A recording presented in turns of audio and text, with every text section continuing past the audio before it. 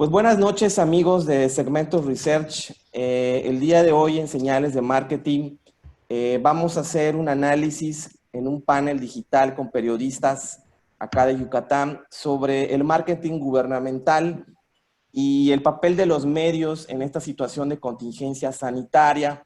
El día de hoy se anunció que la contingencia se alarga 30 días más hasta el 30 de mayo.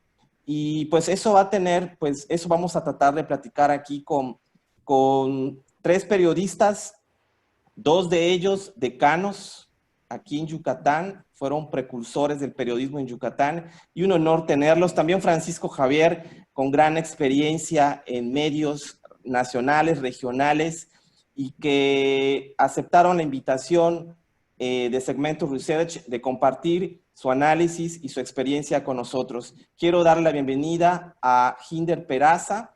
Bienvenido, Hinder, muchas gracias por acompañarnos. 42 años de experiencia en el periodismo, ha estado en todos los medios impresos y hoy dirige su propio portal, La Quinta Década, donde hace también importantes reflexiones sobre el acontecer político y social en Yucatán y a nivel nacional.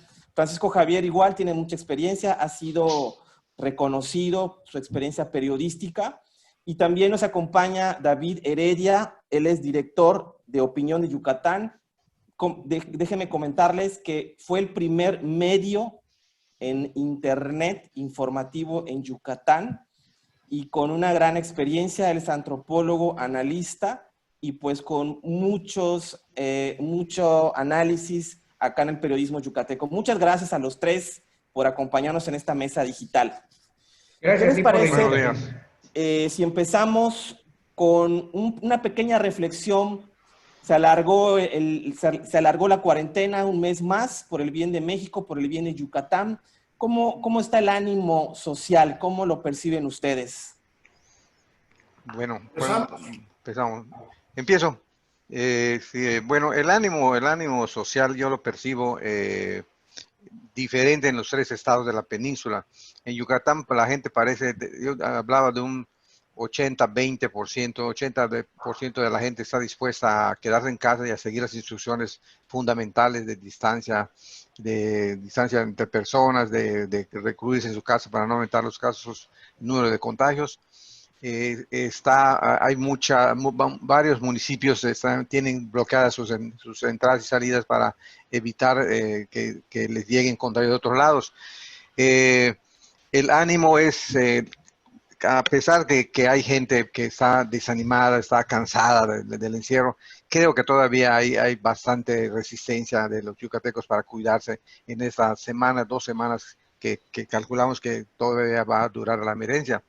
En Campeche, en cambio, con sus 754,000 habitantes contra los 2.2 millones de Yucatán, ahí hay más problemas de controlar a la gente. La gente no cree mucho todavía en que salir sea un factor muy grave.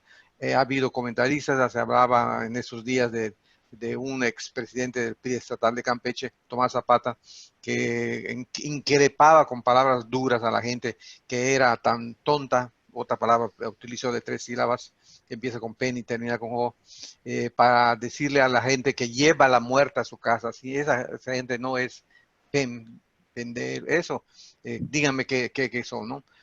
Y en Quintana Roo, con decir que es el líder en casos con más de 25 muertos en lo que va de la campaña, ya se dice mucho. El turismo es un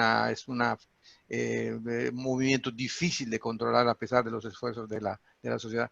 En fin, que estamos todavía resistiendo.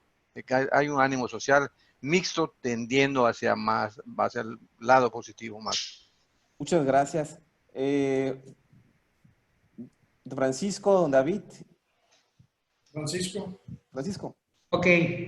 Bueno, pues sí vemos muy decaído el ánimo en general, porque pues, es difícil estar encerrado, es difícil no tener lugares de esparcimiento, es difícil no hacer ejercicio. Son una serie de cosas y situaciones a las que no estamos acostumbrados. De hecho, no hay antecedentes de algo así. Se acerca un poco a aquella vez de que hubo la la cuestión de la influenza, ya tiene algunos años, pero no se había visto una situación así. Como comenta Guinder, es distinta la situación dependiendo la región y las ciudades. Dentro del mismo estado vemos que algunas comunidades tienen muchas limitaciones y otras no tanto porque, bueno, de alguna forma no ha llegado el virus hasta allá, afortunadamente. Pero eso no quiere decir que se baje la guardia y se deje de tomar precauciones. Yo he visto que la gente, aunque no tenga el ánimo en lo más alto, pues de alguna forma es disciplinada. Los mexicanos somos disciplinados, nos gusta cooperar, nos gusta obedecer, nos parezca o no a las autoridades en general. Siempre va a haber personas que no tengan mucho esa idea o esos acuerdos, pero por otro lado yo veo muy inquieta a la gente que económicamente ya le está afectando. Entonces, bueno, yo creo que el gobierno debe tomar medidas para beneficiar a toda esa gente. La gente lo primero que tiene que hacer es comer y vivir, y la gente que tiene familia, pues ver por los suyos. Entonces, bueno, en ese sentido veo yo el ánimo un poco decaído, pero pues hay que aguantar, no hay de otra. Don David. Bien, José, sabes que pues uno pues está pegado siempre a la tecla de la computadora o del iPad o del celular y tenemos ahora la gloria de tener una tecnología de la comunicación instantánea y esto es una muestra de ello. Hacer un programa como este, realmente Segmentos Research, se anota un gran éxito y auguramos que más adelante esto va a irse perfeccionando mucho más. Al respecto de la pregunta, he de responder lo siguiente. Primero hay que decir que la población en general, aunque no toda, mantiene la prudencia ante tanta imprecisión que ha salido en los medios de comunicación. Esto en los tradicionales y ahora en las redes sociales. Las mismas autoridades no se han puesto de acuerdo y eso crea confusión. El ánimo es, desde luego, de incertidumbre en toda la península, pues mantenemos contactos permanentes con familiares, amigos y nuestros corresponsales acreditados.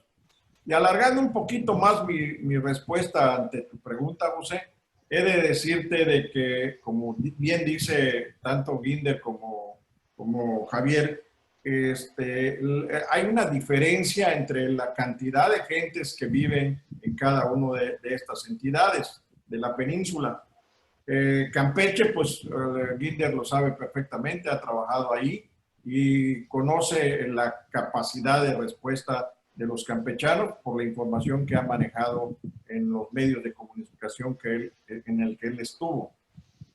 Dado de que en Campeche la gente piensa un poquito diferente a nosotros los yucatecos, un poquito más universales en el aspecto de la cuestión sanitaria y de todo. Ahí Campeche se rige más bien por sus propias actividades económicas como son la pesca, la ganadería y más recientemente cuando el boom del petróleo. Esto también diferencia a las gentes que van y se asientan en cada uno de los lugares. Por ejemplo, Ciudad del Carmen, que era camaronero, hoy se convirtió en petrolero y así estamos viendo que el Camino Real también es otra manera de pensar. Más bien están en su maicito, en su ganado, en su porcicultura y avicultura. En fin, la actividad económica le crea una propia cultura del esfuerzo a cada una de las comunidades. Y por otra parte, la gente que vive en la ciudad de Campeche. Esto es nada más haciendo un breve análisis y una radiografía de lo que piensan y cómo actúan cada uno de ellos. Porque hasta hace unos días se dio el primer caso de coronavirus allá. La gente es un poquito más campirana. En la ciudad es poca la atracción que hay hacia la ciudad. Además, tiene muchos limitantes. Tiene el mar y tiene el cerro. No hay una superficie plana para la cuestión habitacional. No es el caso de Yucatán, en el caso de Mérida, en el caso de los municipios del estado de Yucatán. En el caso de Quintana Roo, ahora con esto de la pandemia, nos dimos cuenta de que se vació no solamente la gente que venía regresaba a sus comisarías y a sus pueblos del oriente del estado hacia Yucatán, sino también se vaciaron los hoteles, los restaurantes, en fin, todo lo que es allá, y se quedó la vida propia de Chetumal, de de Playa del Carmen y de Cancún. Hay una diferencia entre las islas, en el caso de Cozumel y en el caso de Isla Mujeres. Ahí son entidades en las que se beneficiaba mucho del turismo y ahora estamos viendo de que nada más están resguardados en sus casas los pocos habitantes que tienen cada una de estos lugares. Yucatán, hablando propiamente de la universalidad de la mentalidad yucateca, pues aquí ya hasta hace poco teníamos un 2 o 3% de gente que venía, era gente que venía a vivir hacia el Estado, y en las oportunidades de las maquiladoras, y dejó de ser el enequenero, en fin, todas estas cosas económicas fueron atrayendo gente y se fueron poblando, y ahora hay un 35% de gente foránea viviendo en Yucatán. No creo que me desmienta Negrete, ni quiero que me desmienta ¿Quintana Roo? Algunas gentes. En el caso de Quintana Roo, habían italianos, y, franceses, hasta australianos y todo, viviendo y trabajando allá. En el caso de Yucatán, pues ahorita tenemos una gran cantidad de gente que ha venido de Chilangolandia, ha venido de Tabasco, de Chiapas, veracruzanos, veracruzanos, mucho jarocho y toda la cosa. Hasta yo tengo jarochos aquí, y tabasqueños también. No es eso lo que queremos aquí señalar, es que ante esa diversidad de etnia y cultura, nosotros lo único que sabemos es que sabemos los yucatecos que tenemos que resguardarnos, que tenemos que protegernos, que tenemos que hacer las cosas, pero no podemos obligar a los que no son de acá. Tienen que sentir el rigor de las cosas y de ver, aunque les estés diciendo por radio, por prensa, por televisión o por lo que sea, esa gente ya no cree que es el cultivo yucateco.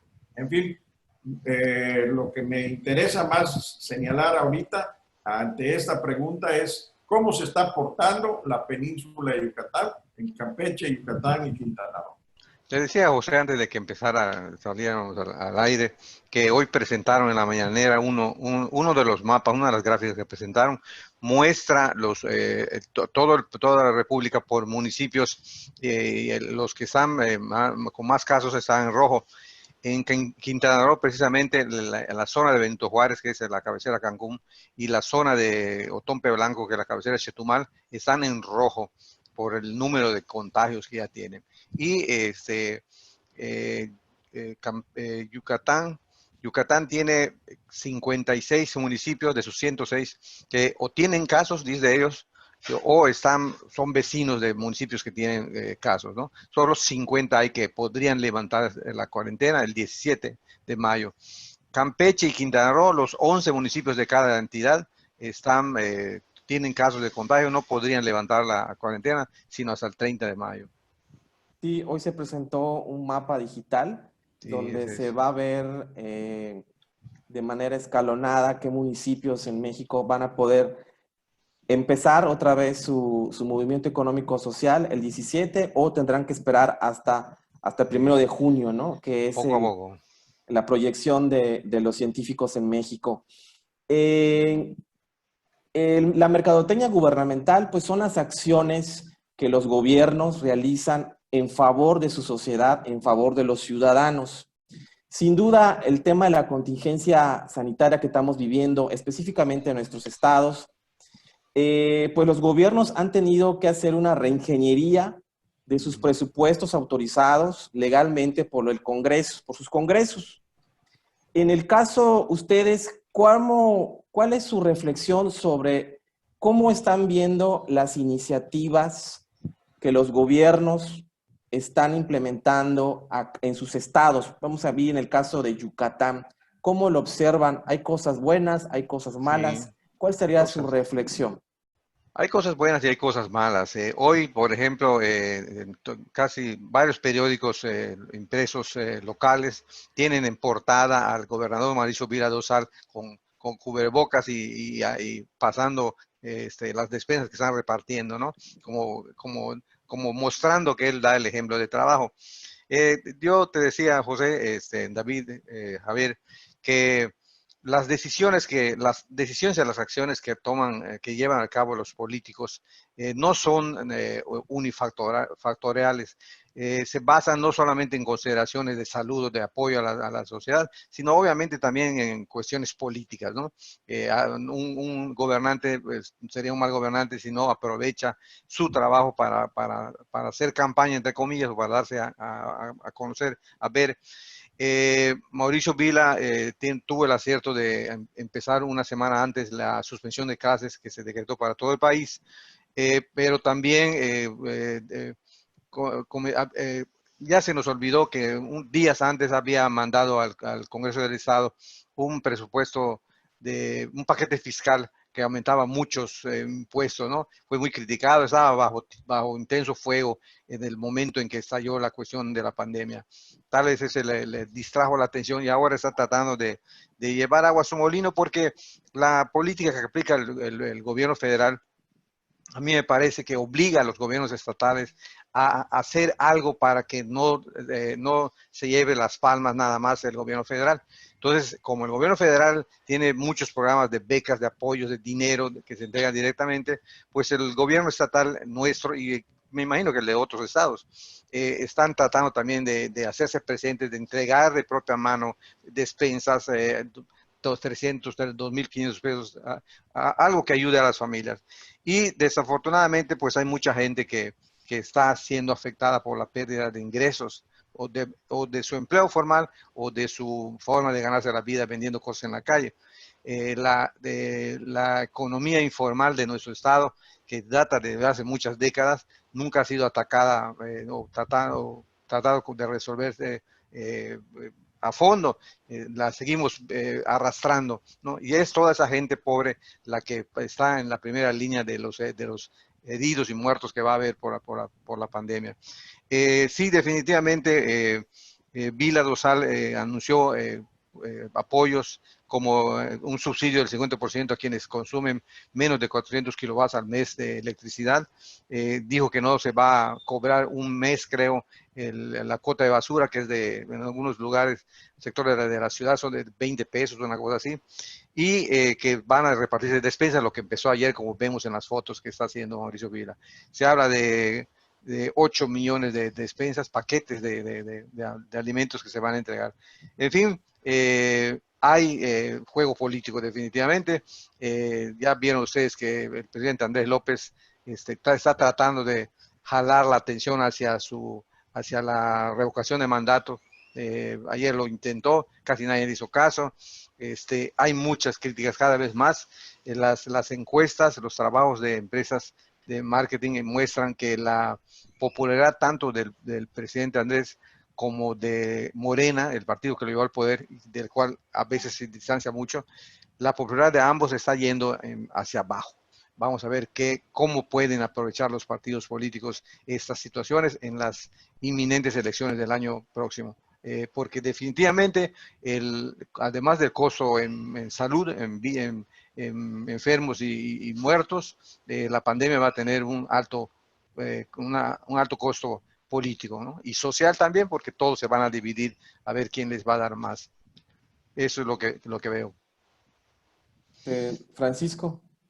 Y bueno, Guinder, yo añadiría también el factor económico, definitivamente, pues sí, está complicado. A nivel local, ya hablando del municipio de Mérida, Renán Barrera en este caso, pues hemos visto aciertos y desaciertos. Uno de sus aciertos yo veo que son los lugares donde están sanitizando, etcétera. Desaciertos, bueno, no puedes pedir en medio de una pandemia estar hablando de carnaval y otro tipo de cosas. Yo creo que todo a su tiempo y en su momento. Se me hace hasta un poco falta de respeto para la gente que tiene otro tipo de necesidad y necesidad fuerte. Desgraciadamente no se ha podido, no se ha podido hacer un plan que beneficie directamente a las personas más afectadas. ¿Qué es esto? Bueno, las personas que vivimos al día, que es la mayoría en porcentaje de esta población en todo el estado, pues se depende de un trabajo y de una actividad. No es posible parar tanto tiempo. Lógicamente la gente tiene que buscarle, tiene que moverse, tiene que alimentar a su familia, etcétera. En ese sentido, yo creo que Mauricio Vila pues, ha hecho algunas acciones, como recién dijo que el centro de congresos y de convenciones se iban a convertir en hospitales en lo que dura la pandemia acá, ¿no? Para que haya ahí camas, ventilación, oxigenación, etcétera.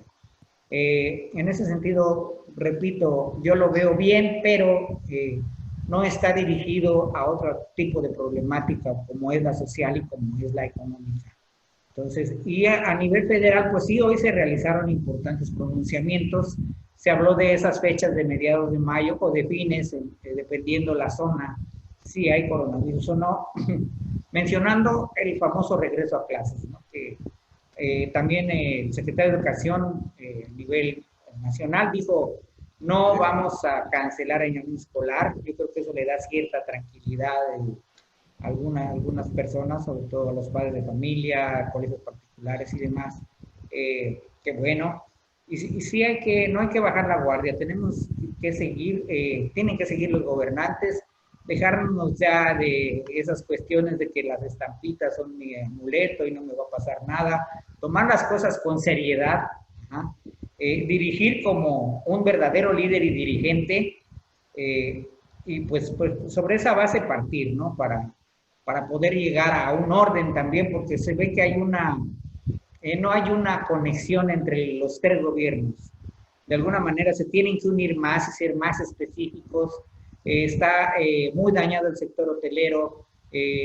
La cuestión del Tren Maya, de repente también se ve que no se ha hecho gran cosa, se menciona y luego se descarta. En fin, pero yo creo que primero se debe de atender esto y después los otros problemas. Para todo hay momentos. Okay. Don David, ¿cuál es su reflexión? Bien, no seré muy extenso en esta vez, en esta segunda pregunta, pero quiero repetirla para que quienes nos están viendo sepan de qué estamos hablando. ¿Cómo se observa la gestión, reacción de los tres gobiernos de la península en cada una de las entidades? En sus errores y en sus aciertos. Sí, de todo hay en la viña del Señor. Yo veo que al inicio no se sabía si la pandemia nos llegaría.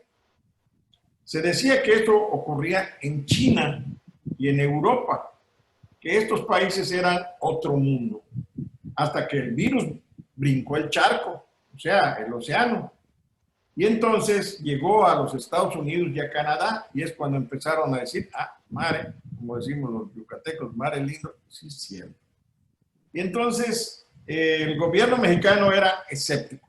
Hasta ese momento, estamos hablando el primer mes de enero, en donde el gobierno americano y canadiense empezaron a tomar ciertas medidas, incluso hasta el mismo Donald Trump le ha hecho cargos al presidente de la Organización Mundial de la Salud, diciendo de que no actuaron con prontitud, y esto incluso les quiere retirar el dinero, que son dólares a esa organización, solamente porque, bueno, ese es el protagonismo de Trump y todos sabemos que así es. Entonces, al llegar este virus a América, como cuando llegaron los españoles y cuando han llegado todas las grandes civilizaciones que nos han invadido, el gobierno mexicano era escéptico y solo hablaba de política y de sus intereses, hasta que en el mes de febrero, a mediados de febrero, fue cuando supieron del problema sanitario y saltó a la palestra el ahora ya famoso doctor Hugo Gatell Ramírez y comenzó la película del terror. ¿Por qué digo que la película del terror? Pues todos sabemos de que cada vez que se presenta él, pues desplaza incluso y es más protagónico que el propio presidente de la República, que eso ya es decir bastante, ¿no? Pero se le ha permitido y ha hecho uso de la palestra y el micrófono para poder decir a nivel nacional e internacional, porque también lo transmiten por las vías de las redes sociales, todo lo que aquí se quiere o no hacer. Entonces, son dictámenes gubernamentales al respecto de la famosa pandemia del coronavirus. Son pocos los aciertos y muchos los errores, por así decirle. Sobre todo la falta de transparencia de lo que ocurre en los municipios, en el caso de los 3 estados, y en los hospitales también no hay transparencia. Nadie puede, ningún ciudadano o algún afectado, un familiar de un afectado, puede saber, no, porque te vas a meter en un problema, te vas a infectar y todo. Entonces, esto le deja la oportunidad a las gentes que manejan la oficialidad, llámese en el sistema sanitario o llámese gubernamental, administrativo. Todo esto nos deja en manos de la incertidumbre de qué vemos o qué escuchamos por la radio, qué vemos por la televisión, qué sale en los celulares, qué se dice por el vecino, en fin, muchas cosas, y todos encerrados en su casa. El yucateco ha obedecido, el yucateco ha hecho muchas cosas. No ha habido tantas infecciones, por así decirlo. Al principio de esto, el mes de marzo, a mediados del mes de marzo, empezó a tener un poquito más de repunte, dado que empezaron a llegar las gentes que se habían ido de viaje, que no sabían porque no tenían la sintomatología. En fin, todas estas cosas nos han agredido y es un virus el que está haciendo y deshaciendo de nuestras voluntades. No es una materia viva, es un organismo que se introduce al cuerpo, que ya sabemos que causa horrores, que tienes que tener, que mueres ahogado. Prácticamente es ahogado como si te sumergieran en el mar o en una piscina o en algún bote de agua para que metieras la cabeza y dejaras de respirar. Ese es el problema. El problema es que no hay transparencia y como no hay transparencia, pues tenemos que decir lo que sabemos, nada más. Y agregando, siguiendo el tema de transparencia que dice David, yo les he comentado que de nada va a servir la sana distancia si no hay una sana transparencia. Cuando todo esto termine, porque tiene que terminar, para bien o para mal, esperemos que más para bien. Cuando todo esto termine, cuando pase la emergencia sanitaria y empiece a vigilarse más, un poquito con más relajamiento, cómo evoluciona el virus, porque puede regresar, vamos a preguntarnos qué va a pasar con las obras que le llaman faraónicas del presidente López Obrador, la refinería de Dos Bocas, el aeropuerto de Santa Lucía y el Tren Maya. Algunos le agregan el proyecto transísmico. Pues ya un juez aceptó la demanda de un experto en leyes, de un doctor en leyes, que el juez le exige al presidente López que se pronuncie acerca de la exigencia de muchos sectores de que redistribuya el gasto, lo reencamine hacia las prioridades que van a ser recuperar completamente la salud y generar empleo, ocupación para millones de mexicanos que van a estar en apuros.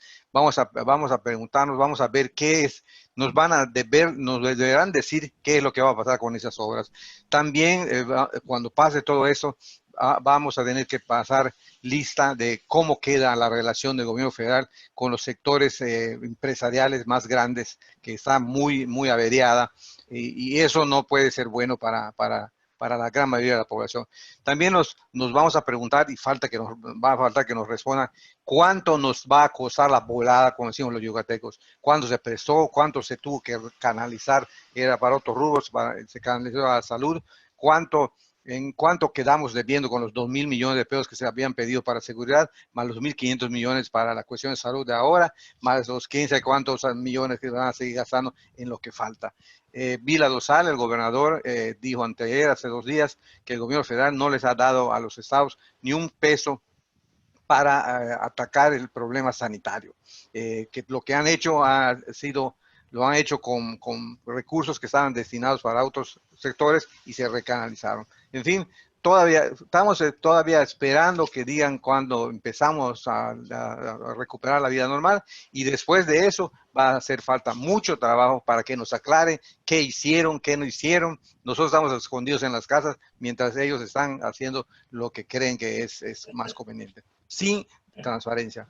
Sí, yo creo que aquí en Segmentos Research hacemos tenemos mucha narrativa de los ciudadanos a través de estudios de opinión pública que hemos estado realizando. Desde mi punto de vista, yo creo que el gobernador Mauricio Vila, que creo que ante la opinión pública y opinión pública y opinión publicada, tiene aspiraciones probablemente presidenciables. Así es. Y que hay que decirlo como tal. Y creo que ha manejado muy bien, ha estado en la delantera en muchas cuestiones, ¿no? Pero sin embargo, creo que ha tenido, yo podría observar o analizar 3 errores o 3 datos muy interesantes que me gustaría compartir con ustedes. El día de ayer, por ejemplo, un grupo de gobernadores de Acción Nacional, y es donde creo que yo no estoy de acuerdo, que agarren otra vez el asunto político, cuando a nivel nacional hay una coordinación, o sea, directa a través de la contingencia nacional, por un asunto de materiales de salud de mala calidad, que ya se aclaró que es falsa la noticia. Yo creo que desde ahí es una observación que no debe ocurrir cuando están abiertos los canales de comunicación de los gobiernos con el gobierno federal, ¿no? En segundo, yo creo que el llamado seguro de desempleo fue un error. Es un error que no solamente a los ciudadanos les molestó y lo van a tener muy presente, porque los gobiernos no generan empleos. Los gobiernos deben promover empleos. En este sentido, datos muy contundentes, pues daba claro que no iba a dar los recursos del gobierno estatal, ¿no? Tenemos 900,000 personas en Yucatán en situaciones de pobreza, 900,000 personas. Y de todos los trabajadores aquí en Yucatán, el 60% vive de la economía informal. Evidentemente, en menos de 24 horas, según datos oficiales, se acabó todo la banda ancha de apoyos en este sentido, ¿no?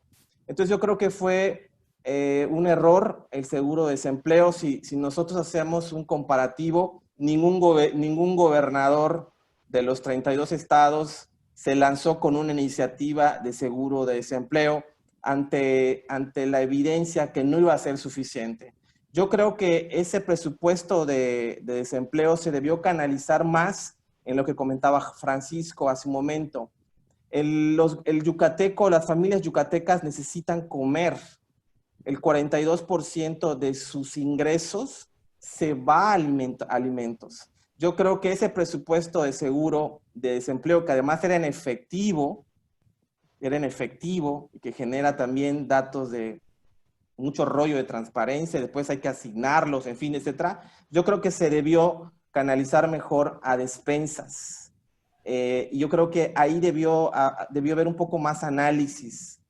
Con solamente decirles ese dato, 42% se van a alimentos, la gente que hoy no tiene empleo, pues evidentemente necesita, las despensas no van a ser suficientes definitivamente, y ahorita, por ejemplo, que se alarga un mes más, estamos hablando pues que no va a alcanzar, ¿no? Por otro lado, creo que temas como el apoyo del agua potable, el apoyo de la luz eléctrica, que está restringido, por cierto, y el asunto de la recolección basura, se debió darle otro planteamiento. Les comento por qué. En las redes sociales hay una narrativa, las redes sociales que siempre dan información importante, pues hay un descontento. Hubo una restricción, un filtro que aunque se diga que el 60% de los hogares van a recibir ese apoyo, pues yo creo que se les olvidó un dato más importante. Yo creo que se debió reorientar esos apoyos. Vuelvo a lo mismo. A nivel nacional, no todos están dando este apoyo de agua, luz. En Quintana Roo sí lo están haciendo, por cierto. En Quintana Roo sí están dando luz, están dando agua, no están dando recolección de basura. Pero volvemos a lo mismo. Yo creo que hubo una mala estrategia en cuanto a decidir, sobre todo, que no somos un estado bolivariano, se llama, ¿no? O sea, donde demos dando luz, agua, teléfono. Yo creo que se debió hacer una segmentación un poco más estratégica de los apoyos. Por otro lado, un tema de austeridad. ¿A qué me refiero este tema de austeridad?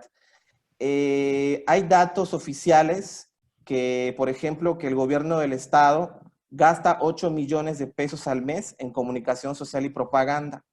No sé que ustedes tengan otros datos, pero son 8 millones al mes. Y en el caso del Ayuntamiento de Mérida, gasta 6 millones, un poco menos, pero son 6 millones al mes. Con simplemente hacemos un enlace de los apoyos, vemos que en estos tiempos de austeridad hubiera sido padre que los gobiernos, y no solamente de Mérida, sino todos los gobiernos, hubieran hecho un replanteamiento de sus gastos en comunicación social. Yo creo que ahí está los puntos débiles que en nuestro caso personal observamos de los apoyos que se estuvieron dando. Algo que está saliendo y se está haciendo muy fuerte ahorita, por ejemplo, también es el virus de la desinformación. El virus de la desinformación, y ustedes expertos en este asunto del periodismo, de las notas, me gustaría escuchar qué reflexión tienen sobre este asunto de los medios, el papel de los medios en tiempos de contingencia. Bueno, creo que me toca. Quisiera hacer una puntualización sin ganas de manejar polémica, pero efectivamente los gobiernos, los tres niveles de gobierno, no están creados para generar empleos, sino para generar las condiciones que permitan que la creación de empleos. Sin embargo, José, la realidad es que en los 105 municipios del interior del estado, y podría decirse que un poco o mucho también en Mérida, la capital, los ayuntamientos funcionan como agencias de colocación de empleos. La gente, cuando es época de campaña, vende su voto, ya está cooptada por la corrupción, se aprovecha la corrupción, se une a la corrupción y apoya a un candidato. Si sus candidatos ganan, tiene asegurado ir cada quincena a cobrar sus 1,000 o 2,000 pesos. Es decir, hay generación de empleo, porque tienen cargo, tienen que figurar de alguna manera en la nómina. Y también hay una derrama económica que generan los ayuntamientos, que en la actualidad está muy baja porque casi no ha habido recursos para ellos. Por el otro lado, hablabas del 60% de la economía en Yucatán es informal. Precisamente por ser informal, el otro sendero le llamaba un escritor peruano, no paga impuestos. Y durante décadas ha exigido al SAT, a Hacienda, que amplíe la base tributaria, pero siempre evitan meterse con esos grupos pequeños porque no quieren asumir el costo político y las revueltas. Tú les vas a decir, a partir de mañana van a pagar tanto por derecho de piso, y al día siguiente o en la tarde ya están frente al Palacio Municipal o el estatal a protestar. La economía informal molesta a los cautivos, a los grandes y a los medianos, que esos a fuerzas tienen que pagar sus impuestos. Mientras dicen, y esos cuates que están instalados incluso frente a mi tienda, ¿por qué no les cobran? Algunos se asocian con esos pequeños comerciantes también. Y de los 900,000 yucatecos que están en la pobreza, toda esa gente es carne de cañón, es manipulable, los atiendes. Una persona que le regalas una despensa de 200 pesos tiene un voto. Si tú ayudas de alguna manera con un crédito al dueño de los hoteles Resort X en Cancún, que vive en Mérida, él va a ayudarte también con un voto. Claro que también con dinero, porque hay muchos que aportan su lana. Y ahora pasando ya a la cuestión de la comunicación social, del gasto en comunicación social, parece muy interesante, por decirlo menos, el hecho que decías tú que hay 8 millones de pesos dedicados a comunicación social en el gobierno estatal. Y una diferencia de 2 millones escuché entre lo que dedica el gobierno estatal y lo que dedica el gobierno municipal de la ciudad capital, que es Gasto Mérida, ¿no? mensual, por cierto. O sea, es pepita y cacahuate, no es la gran cosa. David debe saber más de cuántas plataformas hay ahora que quieren un pedacito del pastel, quieren un convenio con el Ayuntamiento de Mérida o con el gobierno del estado. Pero los están vacilando todo el tiempo desde que empezaron estos gobiernos. Les dicen que sí, pero no les dicen cuándo. Eso ha generado o ha agravado el debilitamiento de los medios de comunicación, cuyo principal trabajo debería ser, como nos decían hace mucho tiempo, señalarles sus errores a los gobernantes, porque de exponer sus aciertos, para eso hay muchos lambiscones. Entonces, el papel que debería tener el medio de comunicación es señalar los errores y servirle de alerta. Oye, en tal lado están diciendo que falta tal y tal cosa, ¿no? En tal lado hace falta esto. Soy un medio de comunicación que te pongo en contacto con la realidad y con los ciudadanos para que tú hagas lo que tengas que hacer. Creo que esto ya estaba presente sin pandemia. Estaba presente, estaba hacia abajo la relación gobiernos, medios de comunicación, y todos hacían tontos a ver cómo iban a sobrevivir, inventando noticiarios, inventando servicios, inventando cosas, tratando de llamar la atención para ver si te podían financiar cualquiera de los 3 niveles de gobierno.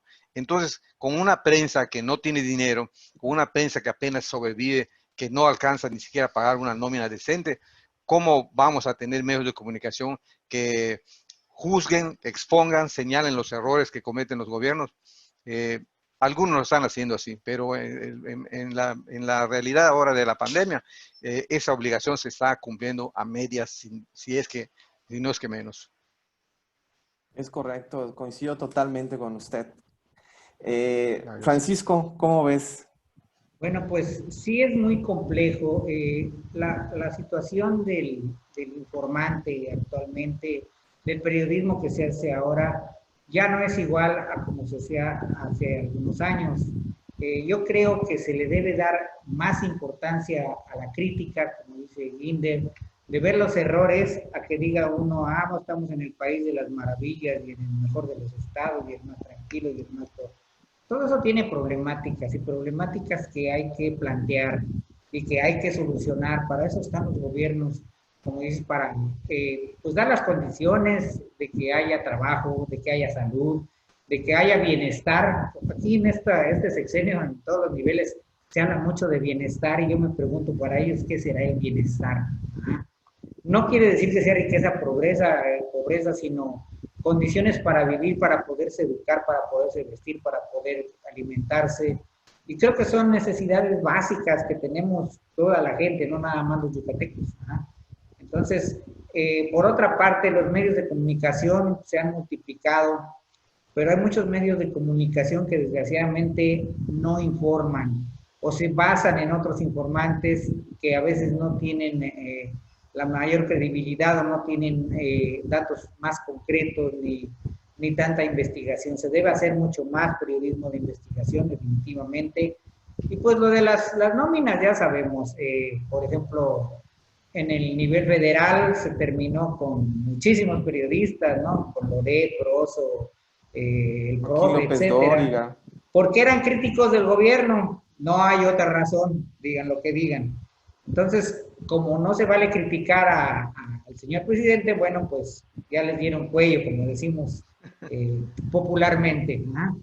Y bueno, muchos de los demás estamos atenidos a que si somos amistades o no del gobernante en turno, ahí te doy una pizcacha, como dicen algunos, o quédate callado, todo está bien y bonito. Entonces sí es todo un tema, como dicen, no es por la pandemia, eso ya tiene arrastrándose hace muchos años. Y desgraciadamente también estamos ante una parte que es un poquito el periodismo, ¿cómo le diríamos? Como terrorismo. ¿Por qué? Porque, bueno, si no me das una lana, yo voy a hablar muy mal de ti, no te va a gustar y tengo audiencia, etcétera. Entonces, los gobernantes lo que desde luego siempre quieren estar cuidando es su imagen. a un gobernante, pues a lo mejor lo que no lo daña lo hace más fuerte, pero hay cosas que sí, sí se afectan, obviamente. A ciertos errores siempre va a haber, gobernantes buenos y malos también siempre va a haber. Polémica por decir, sí, este es el gobernador mejor de México o el presidente municipal mejor de México, pues hay que ver realmente a fondo en qué se basan para decir todo eso. ¿No? Lo importante, a fin de cuentas, yo creo que es el saber gobernar, el saber en dónde están parados, el saber utilizar los recursos, porque el gobierno no es el ahorrador para que guarde todas las canicas en una bolsa, sino el presupuesto es para ejercerse y para que llegue a los fines que se debe. Evitar las corrupciones, digo, en la medida de lo posible, porque desgraciadamente la corrupción es ya hasta cultural, muy difícil de erradicar, pero bueno, hubo muchas acciones donde parece y se pretende evitar la corrupción, pero fueron como llamaradas de petate, llámenle el huachicoleo, los malos manejos de los dineros en muchas dependencias, que si nos damos cuenta no han llegado a más, simplemente se mencionó en algún momento y ahí quedó. No se castiga a los responsables, aquí estamos en el país de las maravillas y todo funciona y está muy bonito, pero yo creo que no es así. Hay que tener los pantalones bien puestos. Yo creo que un gobernante debe de ser, primero que nada, un buen líder, tener mucha credibilidad y mucho apoyo por lo mismo de parte de todos los habitantes, ¿no? Ya sea de la comunidad, del Estado y del gobierno nacional, a nivel nacional. Entonces yo creo que por ahí ese es el comentario. Excelente, igual totalmente coincido contigo. Hay una especie de, ¿cómo podemos llamarle? Cultura del periodismo, el cultura de que todo el mundo comenta. Del antiperiodismo. Del antiperiodismo, de la producción de chayotes, etcétera, etcétera, ¿no? Yo creo que es un desafío muy grande. No sé qué opina don David.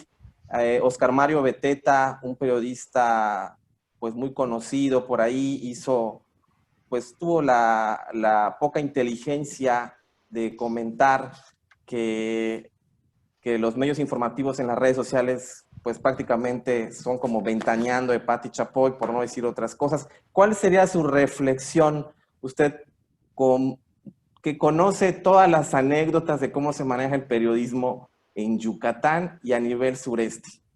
Perdón de ventaneando. José, tengo que hacer algo que aquí tengo escrito. Desde luego, todo lo que atañe a la sociedad implica labor de gobierno. Y por lógica, existen protagonismos políticos, muchas veces divididos, como sucede entre el gobierno del Estado y el municipio. Hay que decirlo porque no hay que ocultar absolutamente nada. Vila y Renán, que en este caso, para quienes los conocen, Mauricio Vila Dosal, gobernador del Estado, y Renán Alberto Barrera Concha, alcalde de la ciudad, han tenido ciertos antagonismos. Vila y Renán viven agarrados del chongo, todos lo sabemos. Todo Yucatán es sabedor del asunto. Aunque lo quieran disimular, así como el tercero en discordia, también hay su tercero en discordia, que es Joaquín Huacho Díaz Mena, del gobierno federal. Son aquellos tres gobiernos que habían hace muchos años, en los años 60, cuando Yucatán vivía el final del auge del Enequem, y el Cordemex, el Banrural y el gobierno del Estado eran los tres gobiernos. En este caso, el caso es el gobierno federal, el gobierno municipal y el gobierno del Estado, los tres niveles. Aunque ahora caminan con el banderín guacho de Morena, sabido es que al salirse del PRI, la jugó como abanderado panista y ahora se pinta de moreno. Los tres, cada uno en su ámbito, realizan sus propias promociones políticas sin importarles el pueblo. Y hasta allá el texto y ahora la reflexión. Sí, cierto, efectivamente, y como tú me has recordado el día de hoy, Oscar Mario Beteta en su programa mañanero, también tiene su mañanero, como lo tuvo también Broso y ahora lo tiene el presidente de la República, decía que las redes sociales no hacen periodismo, que nada más difunden mentiras, que dicen cosas que confunden a la gente, en fin, habló pestes, por no decir las palabras que quiso utilizar, muy estrambóticas. Y dijo que el único periodismo que existe es el de la radio, como el que él practica, la televisión, la tradicional, y la prensa escrita. Que porque no habría manera de que los medios alternativos como las redes sociales, lo que se sucede en las redes sociales, sea verificable, que hay mucha mentira, mucha confusión, en fin, no quiero repetir más. A mí esto me sacó de onda y pensé en decirle lo que tengo que decir y lo tengo que escribir. En el caso de los gobiernos del estado y del municipio, pues lógicamente es una competencia, sabe que Vila pues ya no puede ser nada más políticamente hablando, electoralmente hablando en el estado, a no ser que quiera una extensión de su gobierno, o sea, que quiera volver a jugar, ser gobernador, o sea, repetir 6 años más. Apenas está con el año y fracción. En el caso de Renan ya ha jugado 2 veces, ha sido presidente municipal, una anterior y en la que está corriendo, y parece ser que las 2 únicas alternativas que le quedan es la de o repetir como alcalde o postularse por una diputación federal, lo que lo sacaría de la jugada en el estado, lo centralizaría al Congreso federal, y en el caso de ser alcalde por 3ª vez, yo también lo veo un tanto difícil, porque va a tener una competencia muy fuerte, porque va a tener protagonismos muy tremendos, dado de que esto que está sucediendo ahorita ha golpeado a PRI, PAN, PRD, PT, PSUM, todos los partidos políticos sabidos y por haber, y los que se vayan a inventar más adelante, porque todos quieren esa bolsa, hay un montón de dinero en ello, aunque el presidente de la República dice que ya no les quiere dar más. Bien, aquí cada quien reparte lo que no es suyo, no sacan nada de su bolsa, ellos empiezan a regalar despensas, empiezan a buscar cómo entregar dinero para el desempleo, empiezan a pensar en rehacer hospitales. Y por cierto, que el día de ayer, muy temprano, y Guinder es testigo porque yo siempre escribo muy madrugador, se me hizo la idea de querer hacer una propuesta de que los centros de convenciones, el antiguo y el nuevo, el Centro Internacional de Convenciones y el Centro Siglo XXI, Centro de Convenciones Siglo XXI, pudieran convertirse en hospitales de alternativa y que debieran de reconstruirse, no reconstruirse,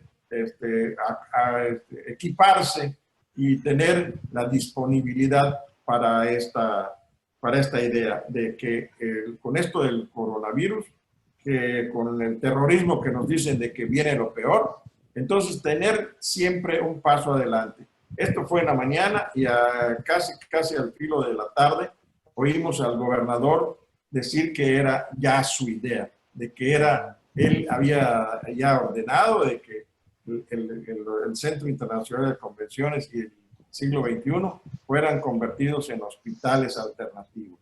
Bien, qué bueno, o sea, a mí me da gusto porque cuando se hace una idea, pues hoy puedo proponer un cementerio digital porque hay muchos, van a haber, ¿cómo se llama?, muertos. Y cuando hablo de un cementerio digital, empieza a volar la mente, no necesito ningún estimulante para ello. Simple y sencillamente saber de lo que se puede hacer con la tecnología.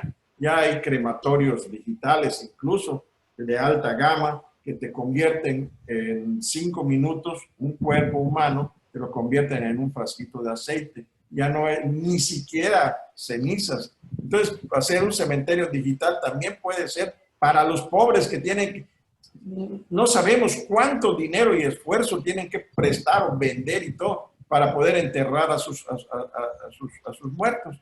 Esto es lo que, a ver, a lo mejor a Vila se le ocurre mejor mi idea. ¿Aceite o manteca? Bueno, los muy gordos también, o en chicharrón de puerco y puerco.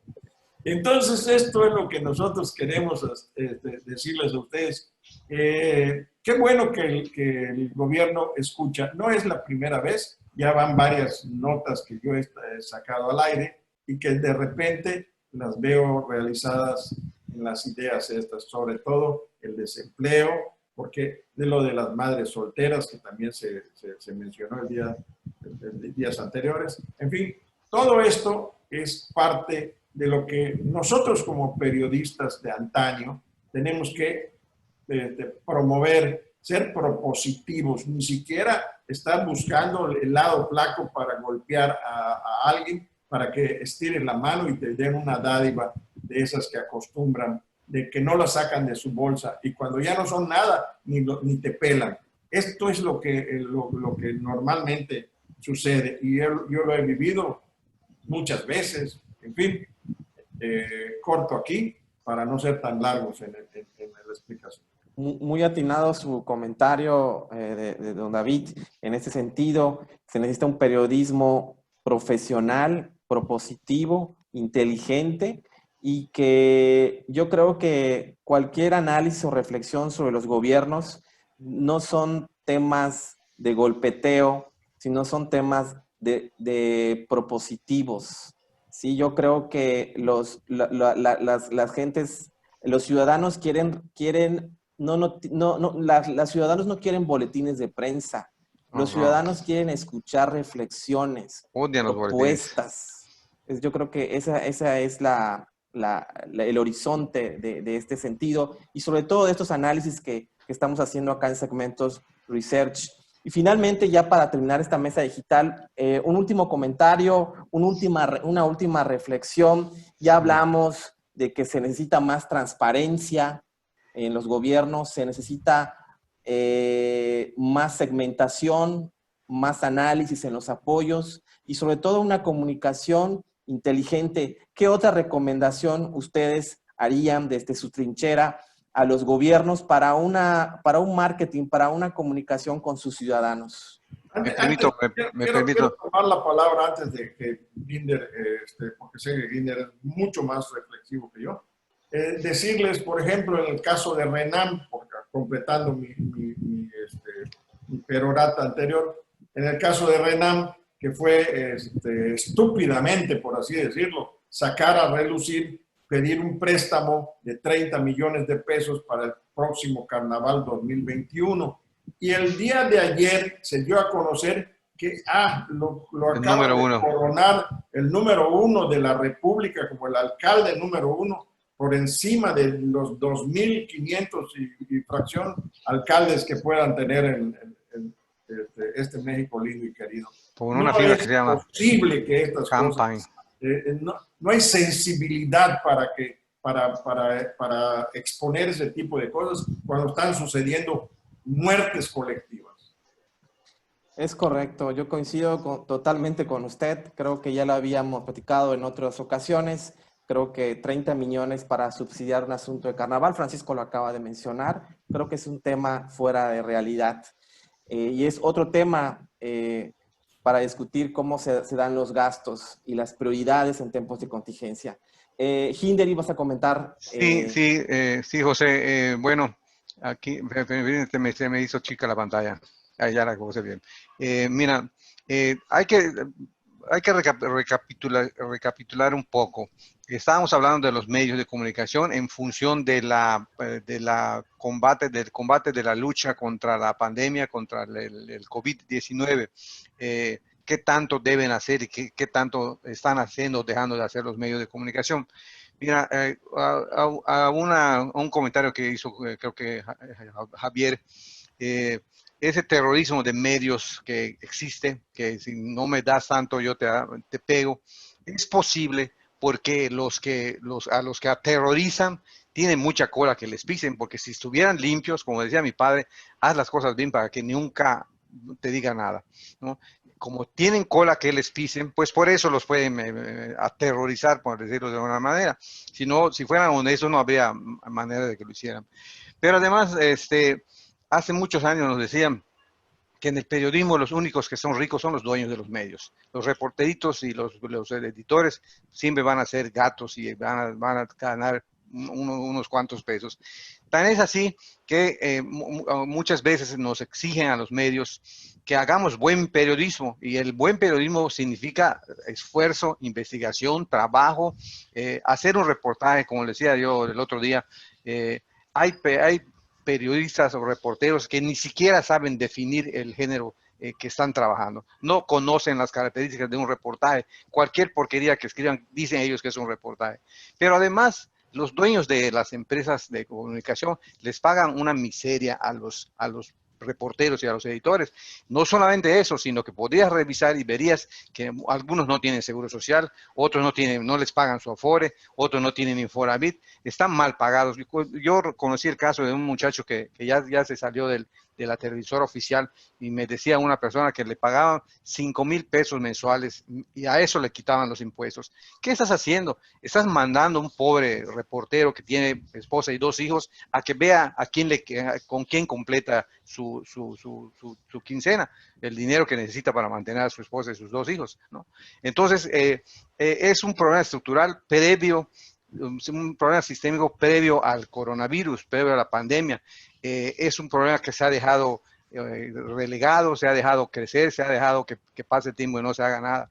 Cuando se necesitan medios de comunicación que informen con veracidad, no solamente de buenos consejos y cosas bonitas para que aguantes el encierro que obliga el COVID, sino vigilancia. Yo no puedo salir de mi casa, pero tú dime qué está haciendo el gobierno, cómo lo está haciendo, si nada más es campaña política de una persona o de verdad está ayudando a los que más lo necesitan, ¿no? ¿Qué está haciendo con el dinero que nos está endeudando, que está pidiendo prestado en nuestro nombre? Todas esas funciones deberían cumplir a los medios de comunicación, pero para eso necesitaríamos medios de comunicación fuertes, sanos, bien administrados, no manejados por dueños de periódicos, incluso algunos demasiado inexpertos que no saben ni siquiera cómo manejar la información, ¿no? Y el gobierno sabe que así están los medios necesitados y juega con sus necesidades. No, los periódicos no pagan por hacer un reportaje. Dicen, hazme un reportaje de esto, de eso, y a las 2 horas ya la tienes que traer. Cuando un reportaje te puede tomar una semana, 2 semanas, un mes, ¿no? Porque es un reportaje, pero ni siquiera saben qué es un reportaje. En fin, mi último comentario sería la necesidad de que pasada esa pandemia o aminorada en todo lo que se pueda, aprendamos, nos demos cuenta que cuántas cosas tenemos malas en el sistema político, económico, social mexicano. La pandemia está desnudando nuestras debilidades, nuestros sistemas que están prendidos con agujas de muchas partes. Un sistema de salud mal administrado, en donde las licitaciones permiten robarse millones de pesos sin que nadie diga, porque a todos les toca un poquito. A la señora que no le toca dinero, le toca una placita para su sobrina que puede meter a chambear, que se pega al sindicato del IMSS y allí le dan una placita. En fin, un sistema de salud que es ineficiente, que tiene que mal acomoda a internos que van a hacer su servicio social en medio de muchísimas carencias, o un sistema económico que no ha querido regularizar, o por lo menos proponer algo para tratar de resolver la economía informal, y dejar la mayor parte de la carga fiscal a los cautivos. En educación no hemos dicho nada. ¿Qué ha pasado? ¿Quién sabe? Todos están escondidos en sus casas. ¿Qué va a pasar? ¿Cómo se va a recuperar? No lo sabemos, ¿no? Y así por decirlo, podemos pasar revista a todos los sectores que forman el sistema de vida nacional, y tenemos una larga cola de errores y de cosas que hemos dejado pasar, que la pandemia nos está exhibiendo. Y en el otro aspecto de la cuestión de los medios de comunicación que estábamos tocando, creo que sería hora de pasar revista a lo que estamos haciendo, qué estamos haciendo bien, si es que hay algo que estamos haciendo bien, qué estamos haciendo mal, qué se puede hacer para recuperar el papel protagónico que tenían los medios de comunicación y que y hacía que se les llamase el cuarto poder. Ahorita ya no es el cuarto poder, es un poder de quinta o de sexta o de séptima, quién sabe, ¿no? Ya no hay tal cuarto poder, porque no hay dinero, no hay sueldos, no hay salario, no se paga, no hay publicidad, nadie se anuncia. En fin, un problema muy amplio para resolver. Un reto sistémico en los medios de comunicación, Exactamente. definitivamente, coincido totalmente con usted. Fíjense que nosotros hicimos el año pasado un amplio estudio sobre los medios impresos en Yucatán, su participación de mercado, y platicamos con los voceadores, los primeros vendedores de los periódicos. Y muy lamentable los reportes de los voceadores, ¿no? Muchos de ellos ya no venden, ni siquiera tienen prestaciones, años viviendo de eso, y una triste realidad. Es por un ejemplo que se me vino a la mente ahorita que usted hizo ese... No, lo que sí, cada año les hacen su fiestecita a los voceadores, como les hacen su fiestecita a los reporteritos, y aprovecho para desfogar una cosa que yo siempre la he dicho, todo el mundo lo sabe, entregarles cada año, creo que son 2 o 3 fechas que se celebra la libertad de expresión, la libertad de prensa, la libertad de ser periodiquero, no sé qué, y les entregan reconocimientos a algunas personas, y los muchachos se creen que son periodistas de verdad, cuando en realidad solamente están premiando simpatías. El colmo para mí fue que yo soy detractor de este tipo de cosas, que una empresa cervecera, y aprovecho para parodiar, remedar a mi admirado Catón, el escritor Armando Fuentes Aguirre, cuando dice, hazme el refabrón, cabor, que una empresa cervecera te venga a entregar un premio porque eres un buen periodista que seguramente quiere saber cuánta agua del manto freático están fregando, cuándo están gastando todos los días, qué costo ambiental, quién tiene el estudio que presentaron. O sea, la empresa se está curando de salud, en mi opinión, y para entregar esos premios llama a vacas sagradas de la Ciudad de México para que vengan a avalar el gran premio del periodismo que estamos en y el resto del año no hacemos nada. En fin, son cosas que la verdad son falacias, son fantasías que siguen existiendo en el ambiente de la comunicación yucateca y nacional. Muy interesante lo que usted comenta. Y Francisco, ¿cómo ves?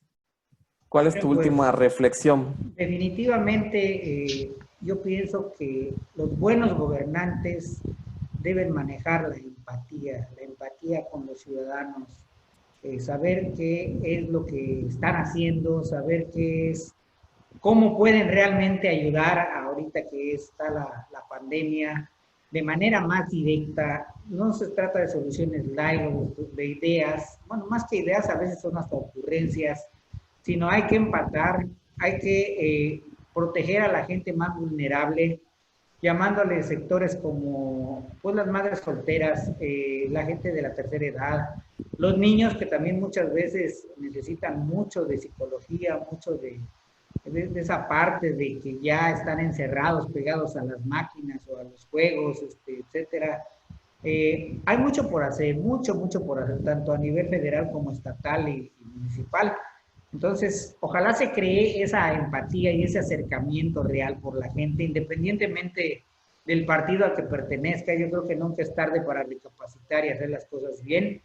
Por otro lado, pienso que sí se deben de coordinar mejor en todos los niveles de gobierno, todas las autoridades, es decir, el gobernador no está solo, tampoco el presidente municipal ni el presidente nacional. Todos tienen gente en distintos rubros, en distintas posiciones, y todos deben de ejercer, no estar a capricho de uno, que si hace, que si no hace, echarle porras, fingir que todo está bien y demás, no. Yo creo que ahí hay mucho más tarea, ¿no? Hay muchas cosas por hacer, y bueno, pues es con lo que yo concluiría. Muchas gracias. Don David. Bien, primero que nada, felicitarte, José, porque Segmentos Research ha iniciado una serie de trabajos que realmente van a evolucionar más adelante. Recordamos, por ejemplo, cuando pues se alquilaban aquellas películas en Blockbuster y hoy con tan solamente apretar un botón de tu televisor ya tienes allá la película, que es Netflix o Claro Video, como se le quiera llamar a todas esas plataformas. También la tecnología siguió avanzando y, por ejemplo, en los hoteleros, y ahorita se ven afectados con el Airbnb, pues cualquiera alquila una casa a través del Internet. En fin, hay muchas cosas que la tecnología ha ido cambiando. Por ejemplo, los taxistas a través de Uber o de todas las otras plataformas que existen. Y esto va evolucionando. Y José, yo creo que lo que estamos iniciando ahorita, lo de las videoconferencias en grupo, en el que pueda uno participar y dar la voz necesaria y decir libremente, como aquí se ha expresado, tiene que tener esto un resultado para la sociedad. Nosotros ponemos el pie por delante, pero vendrán detrás de nosotros otros innovadores, jóvenes emprendedores o gente madura, emprendedora. En fin, aquí no, las edades no cuentan, lo que cuentan son las capacidades y la creatividad. Recuerdan que el creativo mayor del mundo es el que creó el mundo, el creador. El creador, pues todos pensamos en que existió una mente suprema y que creó todas estas perfecciones e imperfecciones también. Esto está visto, padecemos una pandemia. ¿Quién iba a pensar que hoy estemos luchando todas las naciones conjuntamente para buscar una vacuna que todavía ni siquiera se ha logrado en su totalidad, o un medicamento que pudiera ser casi la panacea para curar la enfermedad? En fin, todo esto nos lleva a una lección. Hay que seguir siempre hacia adelante. Nunca dar un paso hacia atrás ni para tomar impulso. Y felicito a Ginder, felicito a Javier y a ti, José, porque estás poniendo un primer escalón que nosotros debemos de seguir alimentando y creando para las futuras generaciones. Gracias. Pues muchísimas gracias a los tres por en esta mesa digital vía Zoom. Les agradezco mucho sus reflexiones y sus aportaciones e insistimos que esta mesa de análisis tiene como objetivo pues hacer reflexión sobre el papel de los medios y cómo los gobiernos deben pues escuchar siempre a sus ciudadanos. Y pues muchísimas gracias. Buenas noches, Ginder, Francisco, Don David. Muchas gracias. Y los estamos viendo en la próxima señal de Mercadoteña aquí en Segmento Reset. Muchas gracias. Me uno al agradecimiento y las felicitaciones para ti, José. Muchas gracias. Gracias. Hasta luego. Nos vemos.